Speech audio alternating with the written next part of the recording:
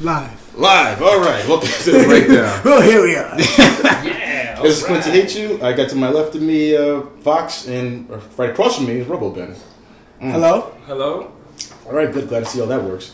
Right here in the breakdown, we're gonna talk a little bit about everything. Can't quite narrow it down per se. Right. We're gonna kind of wing it. It's the first show. The first show is always the best. This is today? the Virgin. This is the maiden voyage. This is the cherry. This is the maiden voyage. I like that. Yeah. Don't mind me. I'm just going through some drawings so I can show you guys. Yeah, we got Ben here to the side. He got his drawings out. He's gonna whip out some stuff. But go ahead. Continue. What are you going to talk about today? Well, since is this the test that we gonna run? This is a little bit of both. Right now, we're pretty much going to give you guys give the listeners pretty much a breakdown of what the breakdown show is. Yeah, and I think we got to introduce it. And the premise of the breakdown is it is a show literally, remember, it's a podcast about nothing. Whatever we do, whatever we talk about is real life events that have happened. Right, it's a podcast about nothing and everything at the same time. Like kind of like the way Seinfeld it was about nothing, but it was really about everything. Only with lesser writers. That Seinfeld had. Less writers and more, less writers and more bullshit. We're talking about basically stuff that there's no radio show for or podcast that I know of, because you don't really have the one to talk about the comic books, the video games, the movies, and then things like video games, and then porn, 80s porn, 90s porn. Oh, those are always good topics. Hey, question, guys. What do you guys feel about the video games nowadays? I know it's kind of going off topic, but I'm really stressed. Hey, with a show with nothing to talk about, what better place to start than the shitty video games? Like, what's up? Like, I feel like every game that comes out is like a first-person shooter, and it's like, wow. That's what the market is. The market is they love. So it's not really video games then. I mean, I thought. No, it's simulated soldiers, simulated U.S. military recruiting. But think about how many first-person shooters can you make? I mean, like, what's the difference? It's the era of the first-person shooter. What's the difference with Medal of Honor, the new one that came out? I forgot the name of it. Well, I mean, such what can you make? With Modern Warfare 2, they all look the same. They have the same concept. Do they play the same? Pretty much. I mean, if you were a person that didn't know nothing about first-person shooters, but you heard the name Call of Duty, and if you were to come to my house and I was playing Medal of Honor, you guaranteed to say, "Oh wow, is that the new Call of Duty?" No, it's not.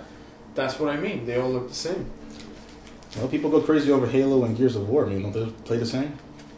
Yeah, well, Gears of War. No, they don't play the same. They play similar, but that's like saying, does Marvel vs. Capcom and KOF play the same? No, it doesn't. It's the same premise, the same genre, but it doesn't really play the same.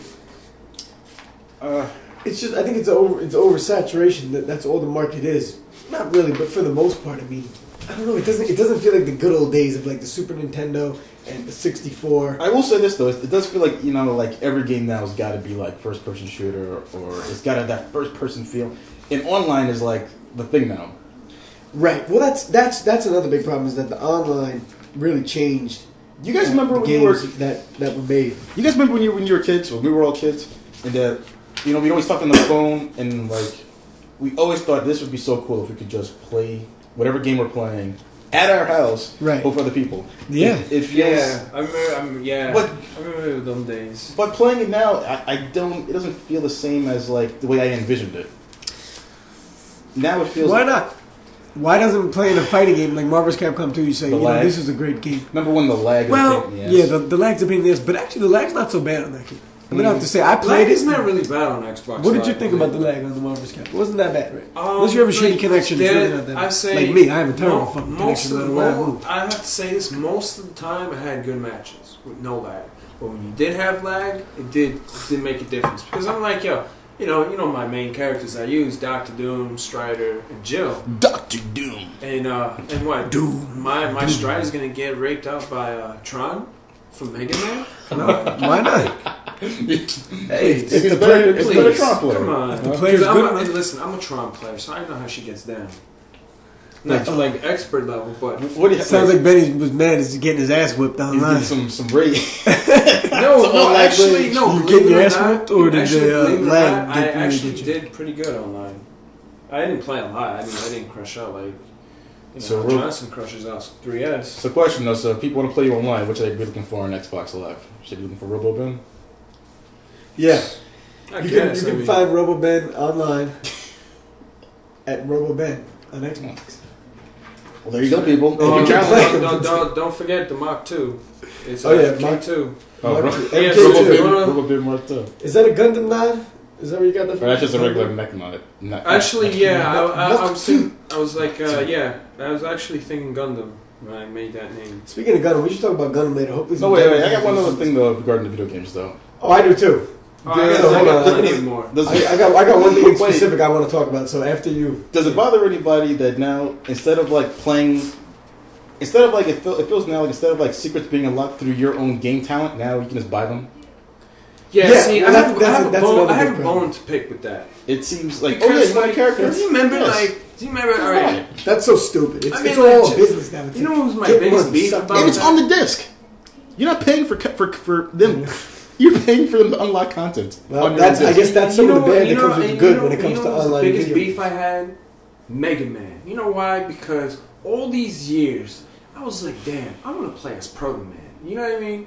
So when they announced Mega Man 9, I was like, holy shit, yes. Then they announced Proto Man. I'm like, oh, finally. And I'm thinking like, hey. Yeah, that's awesome. I mean, we waited 8 games but to use Proto Man in the one-player mode of Mega Man. But wasn't he in like Mega Man? Wasn't he in like but check it out. Mega Man and Base that you had to, like only in Japan, like certain people in a contest. Well, that was like a fighting game though, wasn't it? No, like Mega Man Base. Like it was like the Mega Man 8 or wait.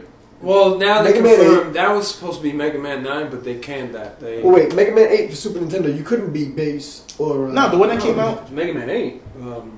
That was on Super Nintendo. PlayStation. Oh, PlayStation, right. You couldn't be anybody else besides Mega Man? No, what was the one where you could? Where's the one where you could be Mega Man and Base?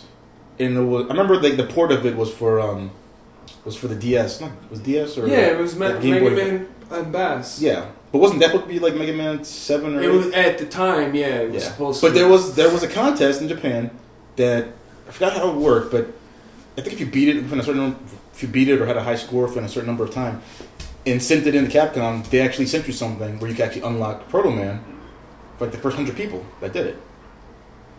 Really? Uh-huh. Well, if that was the case, then they would have had a ROM hack already of it. I don't think that was true. This was using Proto Man and Mega Man and Base? I remember that I heard. Bass, what's up with his name? It was Base in Trouble, right? Right, exactly. It has to be Base because it's trouble. It wouldn't be Bass in Trouble. What was I saying, Bass? No, Betty says Bass. I used to say Bass. It's called it's Base. Bass. No.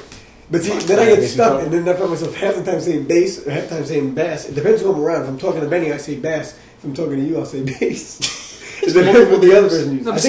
I didn't even finish my rant on this on this thing. Check it out.